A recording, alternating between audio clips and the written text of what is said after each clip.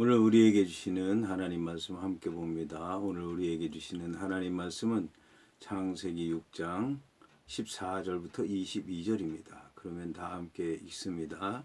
너는 코페로 나무로 너를 위하여 방주를 만들되 그 안에 칸들을 막고 역청을 그 안팎에 칠하라. 네가 만들 방주는 이러하니 그 길이는 300규빗, 너비는 50규빗, 높이는 30규빗이라. 거기에 창을 내되 위에서부터 한 규빗에 내고 그 문은 옆으로 내고 상중하 3층으로 할지니라. 내가 홍수를 땅에 일으켜 무릇 생명의 기운이 있는 모든 육체를 천하에서 멸절하리니 땅에 있는 것들이 다 죽으리라. 그러나 너와는 내가 내 언약을 세우리니 너는 내 아들들과 내 아내와 내 며느리들과 함께 그 방주로 들어가고 혈육 있는 모든 생물을 너는 각기 암소 한 쌍씩 방주로 이끌어 들여 너와 함께 생명을 보존하게 하되 새가 그 종류대로 가축이 그 종류대로 땅에 기는 모든 것이 그 종류대로 각기 둘씩 네개로 나아오리니 그 생명을 보존하게 하라. 너는 먹을 모든 양식을 네개로 가져다가 저축하라. 이것이 너와 그들의 먹을 것이 되리라. 노아가 그와 같이 하여 하나님이 자기에게 명하신 대로 다 준행하였더라. 아멘. 오늘 말씀의 제목은 다 준행했다입니다. 그러면 본문의 말씀을 통해 함께 은혜 나눕니다. 오늘 말씀은 이제 너는 코페로 나무로 너를 위하여 방주를 만들라는 말씀으로 시작을 합니다. 이 방주라고 하는 단어는 이제 히브리어로 모세를 넣었던 갈대 상자와 그 단어가 같습니다. 그런데 70인역에서는 이 방주와 갈대 상자와 언약의 말씀이 들어있는 언약궤를 동일시하고 있습니다. 이 방주는 칸들을 막으라고 했습니다. 그래서 칸이라고 하는 것은 그 방주에 그 동물들이 살 수 있는 그런 곳을 위에서 칸을 만들라는 그런 말씀입니다. 그런데 그 칸은 짐승의 그 크기에 따라서 생태에 따라서 삶의 습성에 따라서 이제 각기 다르게 만들라는 그런 의미입니다. 왜냐하면 이 칸이라고 하는 것이 둥지라든지 아니면 보금자리라든지 거처라든지 그런 뜻을 갖고 있기 때문에 그렇습니다. 그래서 길이는 이제 300규빗, 너비는 50규빗, 높이는 30규빗인데 규빗이라고 하는 것은 사람의 팔꿈치에서 가운데 손가락 끝까지의 길이를 얘기합니다. 이건 대략적으로 한 45cm 정도로 이제 추정이 되는데 성경에서 이 성막이라든지 성전이라든지 아니면 이런 방주라든지 이런 걸 지을 때 한 사람에게 위탁한 이유가 사람의 팔 길이가 서로 다를 수 있기 때문에 아마 한 사람에게 특정해서 지혜를 줘서 그 사람에게 만들도록 한 것은 아닌가라는 그런 생각을 해 보게 됩니다. 이 방주에는 이제 창을 내도록 했는데 창은 열 수 없는 그런 창을 얘기하는 겁니다. 이 창은 지붕에다 만들도록 그렇게 되어 있는데 지붕에 창을 낸 것은 아마 하늘을 보기 위해서고 햇빛을 보기 위해서고 비가 얼만큼 쏟아지나 이제 그걸 보기 위해서 지붕이라고 얘기를 한 것입니다. 거기에 창을 냈고 지붕이라고 하는 것은 사람이 이제 살 수 있는 그런 지붕처럼 만들다는 이제 그런 말씀입니다. 배 모양은 방주이기 때문에 네모 반듯한 배이기는 하지만 이제 배 위에 지붕 같은 경우에는 네모 반듯하게 하다 보면은 홍수 위에서 쏟아지는 물, 이 범람하는 것을 감당할 수 없기 때문에 지붕은 그런 걸 감안해서 유대인들이 살던 그 지붕처럼 그렇게 비가 잘 셀 수 있도록 만들라고 한 것 같습니다.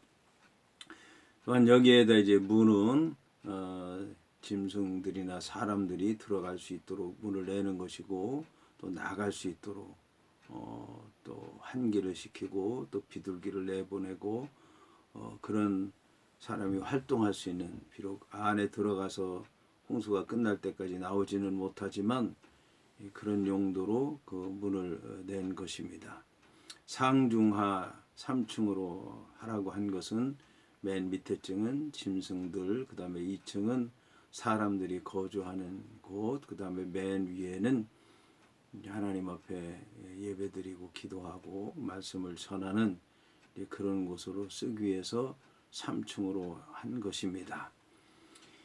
여호와 하나님께서 이렇게 방주를 만들라고 하는 것은 노아와 그의 식구들을 위한 것이고 그뿐만 아니라 짐승들을 보존하기 위해서라고 하는 것을 알 수가 있습니다.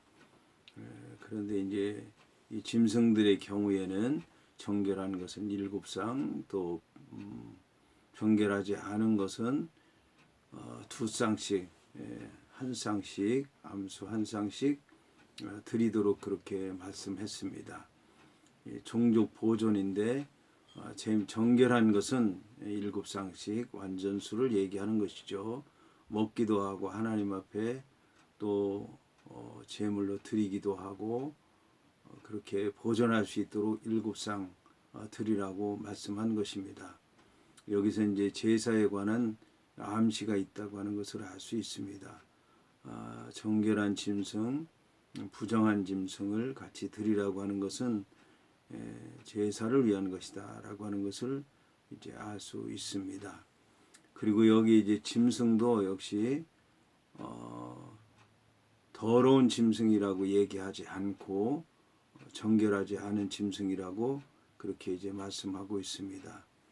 더러운 짐승은 들어올 수 없는 건데 방주에 더럽다라고 하는 거하고 정결하지 않은 거하고는 약간의 차이가 있다라고 하는 것을 알 수가 있습니다. 정결한 짐승은 물론 먹고 하나님 앞에 드리고 보존하기 위한 것이고, 정결하지 않은 짐승은 이제 제사로 드리고 먹는 것 외에 사람이 함께 살 수 있는 것들을 얘기하는 것입니다. 낙타라든지 노새라든지 그런 이제 가축들을 얘기하는 것입니다. 그래서 이런 것들을 드리라고 하는 이제 그런 말씀인 것입니다. 이렇게 해서 생명을 보존하도록 했고, 또 먹을 모든 양식을 갖다가 저축하라. 그래서 이것이 너와 그들의 먹을 것이 되리라. 양식을 이제 저축하라고 하는 것인데, 그 양식을 저축하는 것은 한계가 있을 것입니다. 이것은 이제 한계가 있다는 얘기는 여호와 하나님의 그 홍수로 말미암은 심판이 오래가지 않을 것이라고 하는 것을 얘기하는 것입니다. 그리고 그걸 가지고 그 내려서 방주에서 내려서 또 씨앗을 삼으라고 하는 그런 말씀일 수도 있는 것입니다. 이러한 하나님의 말씀에 노아는 하나님께서 명하신 대로 다 준행했다고 말씀하고 있습니다. 준행했다라고 하는 말씀의 뜻은 하나님께서 말씀하신 그대로 행했다는 말씀입니다. 여기에는 이 준행했다는 말씀은 여호와 하나님께서 하신 말씀을 다 이해해서 했다는 말씀일 수도 있겠지만, 이해하지 못한 말씀도 행했다는 말씀일 수 있는 것이고, 믿어지는 말씀을 행했을 수도 있지만 믿어지지 않는 말씀을 행할 수도 있는 것이고, 또 순종할 때 그 모든 일을 감당할 수 없는 것도 했다는 그런 말씀입니다. 하나님께서 명령하신 것이기 때문에 이해가 되지 않아도 했고, 믿어지지 않아도 했고, 감당할 수 없어도 했다는 그런 말씀입니다. 그 이해하지 못하고 믿어지지 않고 또 행할 수 없는 것이라 할지라도 하나님 말씀에 순종해서 기도하는 가운데 행하다 보면 체험을 통해서 알게 되는 것이고, 또 하나님의 뜻대로 하나님께서 이루시는 것이고 하나님 앞에 영광 돌리게 되는 것입니다. 준행했다는 말씀의 의미를 되새겨볼 필요가 있습니다.